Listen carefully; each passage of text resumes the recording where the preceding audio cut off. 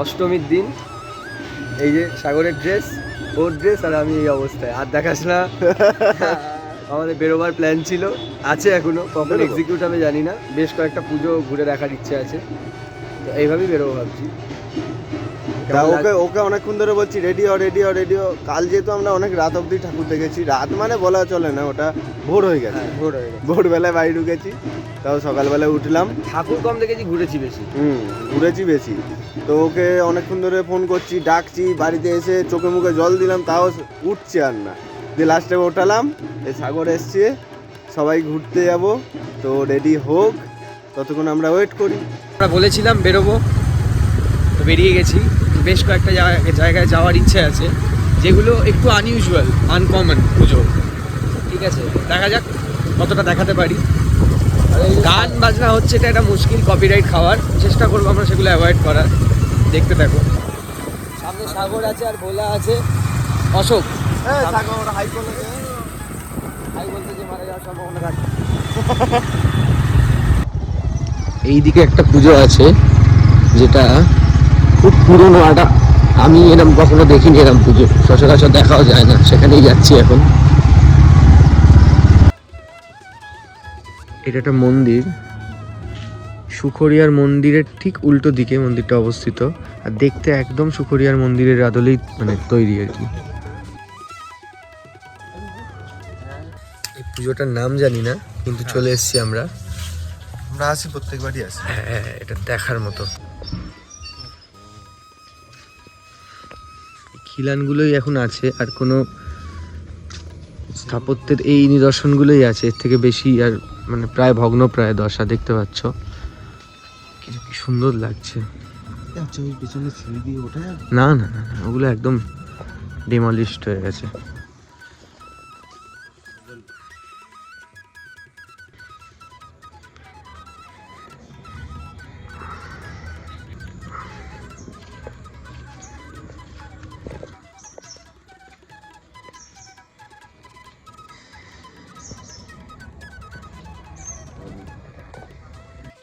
আমরা কলকাতায় যারা থাকি, বা শহরের দিকে যারা থাকি, বা গ্রামের দিকে যারা থাকি, এই ধরনের পুজো কিন্তু দেখাই যায়।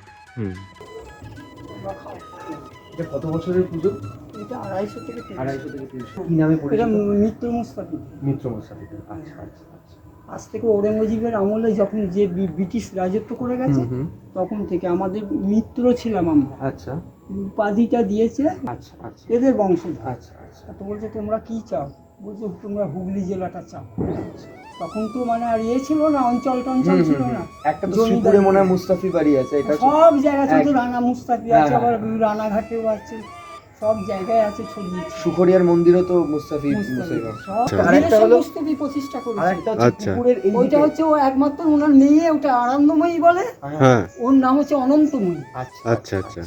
ওনার মেয়ে ছিল একটাই, মেয়ে মরে গিয়ে নিজের কাজ, ওর বিরাট হিস্ট্রি আছে। এটা হরসুন্দরী, আর পাশেটা নিস্তানি, তারপর গঙ্গার ধারে আছে সিদ্ধেশ্বর। আচ্ছা। ভীষণ সুন্দর। থ্যাংক ইউ, অনেক ধন্যবাদ আপনাকে। আপনি প্রতিবার আসেন পুজো এখানে? হ্যাঁ, আমি এটা জানতাম না। আমি সুখরিয়ার ওখানে এসেছি আপনাদের অনেকদিনকার, আমার 3 বছর। এটা মনে হয় 3বার আমরা এলাম। টিভিনি থেকেও আসি, টিভিনি, রানাঘাট। হ্যাঁ, আসা উচিত। অনেক 8বার মেপেছে পঞ্চায়েতে। আচ্ছা, নিয়ে গিয়ে ওখানে রোপণ করতে যাবে, তো ট্রাস্টের মাধ্যমে আছে, আমি জানি না। ওটা কি হেরিটেজ প্রপার্টি হিসেবে গণ্য করা হয়? ওটাকে সরকারিভাবে ওটাকে এরকম পুরোনো জায়গায় সংরক্ষণ করে রাখা, যাতে এরামই থাকে, দেখতে এরম সুন্দরই থাকে। হয় না, নতুন ভাবে তৈরি করে দিলে সেই মর্যাদা থাকে না। পুরোনোর যে একটা মানে ব্যাপার আছে, একটা পুজোই এটাও তাই। 400 বছরের বাড়ি ভিতরে, তাই নাকি? হ্যাঁ, 250 বছর 300 বছর পুজো হচ্ছে। আচ্ছা। প্রতিষ্ঠা করেছে তো 250 থেকে 300 বছর প্রতিষ্ঠা হয়েছে। আচ্ছা। কিন্তু 400 বছর আগেকার এখানে হিস্ট্রি। তখন জঙ্গল, মানে পুরো বাড়ি বড়। 100 বছর আগেই বাঘটাকে এখানে আনা হলো। বলছে কি করে থাকবে, মানে জানলা নেই, কিছু নেই, উপরে 4তলা ছিল। তাই নাকি? হ্যাঁ, বিরাট 4তলা, চারিদিক দিয়ে সব 4তলা ছিল। ভেঙে গেছে। ওদিকে ঘর ছিল, ওই সামনেটা, পুকুর পাড়ের সামনে। দেখো ইয়ে আছে, অবশেষ এখন আছে। হ্যাঁ, আর এইখানটা হচ্ছে বলির জায়গা। এখানে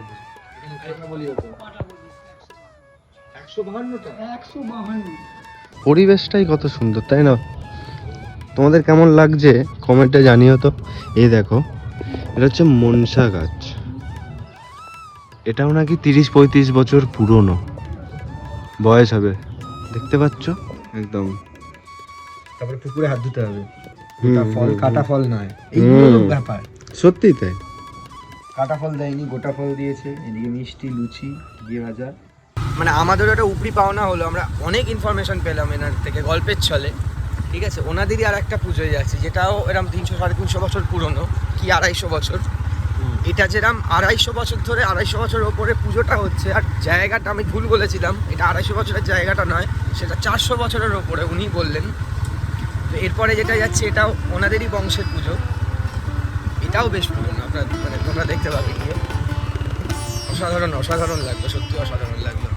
আগে আমি এসেছি এখানে, কিন্তু এইরকম গল্প হয়নি, এত কিছু জানা যায়নি, কারণ অনেক তখন বেশ কয়েকজন এসেছিল আর কি, সেই জন্য গল্প করার সুযোগ পাইনি। এইটা দেখো তোমরা, বাড়ির পেছনটা, এটা রাজবাড়ি না? রাজবাড়ি এখনো থাকে? হ্যাঁ, এখনো থাকে তখন। এটা হলো সুখরিয়ার মন্দির, আগে যেটা দেখালাম সেটা নিস্তারিণী মন্দির। দক্ষিণেশ্বরের মতন দেখে, এইটার আদলেই দক্ষিণেশ্বর তৈরি হয়েছিল। রানী রাসমণি এইটার আদলেই দক্ষিণেশ্বর তৈরি করেছিলাম। এটা মিত্র মুস্তাফিদের প্রপার্টি আর কি। আর এইটা হচ্ছে সেই রাজবাড়ি। পশ্চিমবঙ্গ সরকার থেকে এটা হেরিটেজ প্রপার্টি হিসেবে স্বীকৃতি দিয়েছে।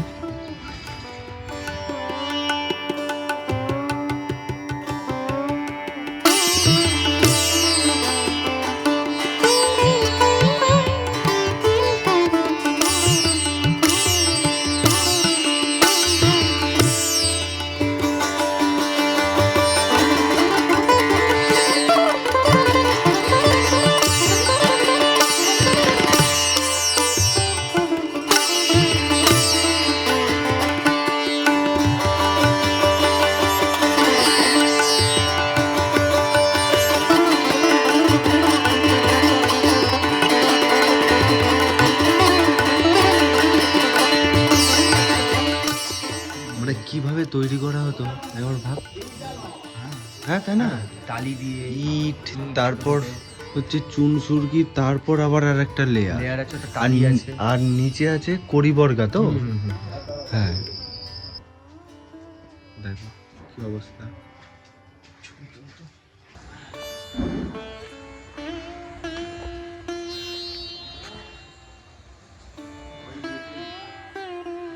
এইখানে বলিদান প্রথা বন্ধ হয়ে গেছে, কিন্তু মানে ওর রূপক হিসেবে এই হাড়ি কাঠ যেটাকে বলে। আর এইখানে আলো জ্বালানোর জন্য হ্যাচাক বলে যে ল্যাম্প হতো, সেগুলো লাগানোর জন্য এই জায়গাগুলো করা আছে। এগুলো বহু পুরনো, কয়েকশো বছর পুরনো।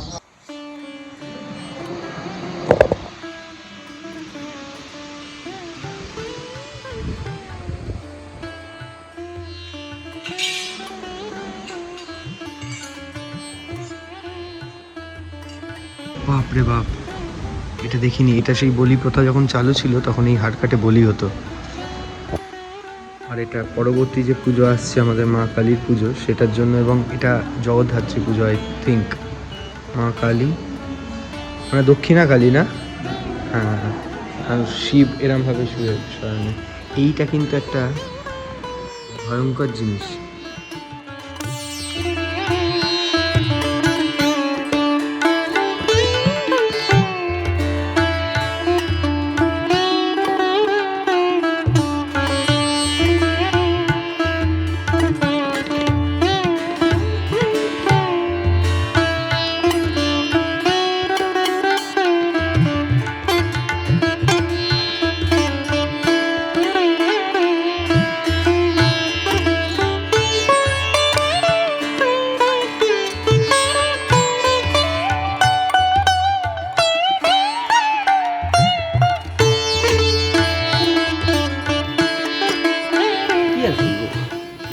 দেখালাম আমি এইখানকার হিস্ট্রি সম্পর্কে সেরকম জানি না, উনি যেটা বললেন সেই ওয়াইজই এলাম।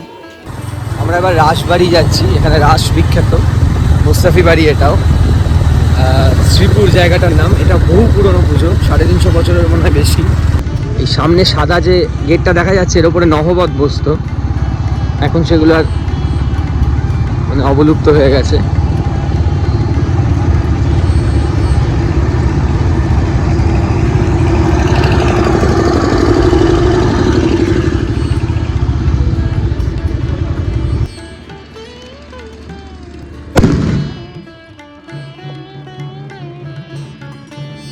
সন্ধি পুজো শুরু হলো, এটা হলো সন্ধি পুজো শুরু হওয়ার ইন্ডিকেশন।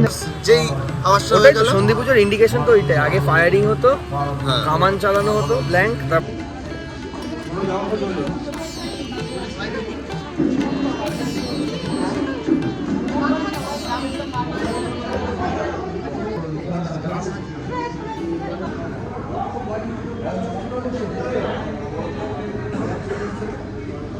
এটা একটা কোনো প্রথা যেখানে এই ফলগুলো ঝুলিয়ে রাখা হয়, এটার ঠিক কারণটা জানি না।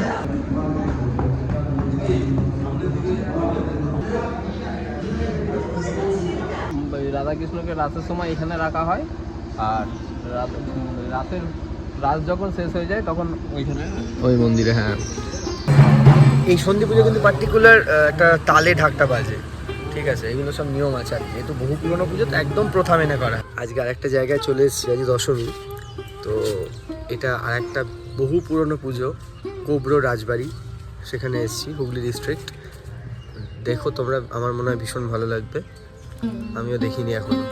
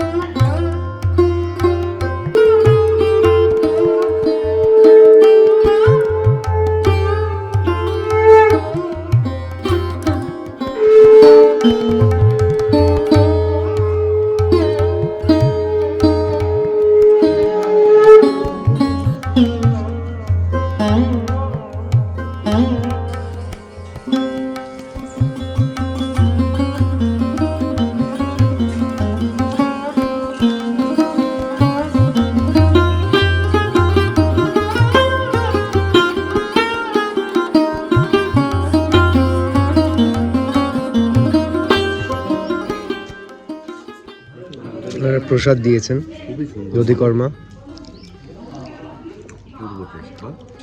অমৃত।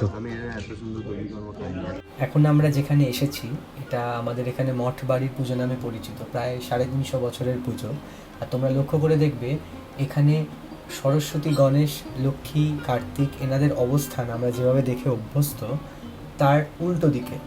আমরা শুনেছি এখানে তন্ত্রমতে পুজো হয়। আর একটা ইউনিক ব্যাপার হলো বিসর্জনের দিন এই মঠের মায়ের বিসর্জন সবার আগে হয়, তারপরে এলাকায় আমাদের পাড়ায় বহু দূর দূরে অনেক পুজো হয়, তারপরে সব প্রতিমা বিসর্জন আমাদের এখানে হয়।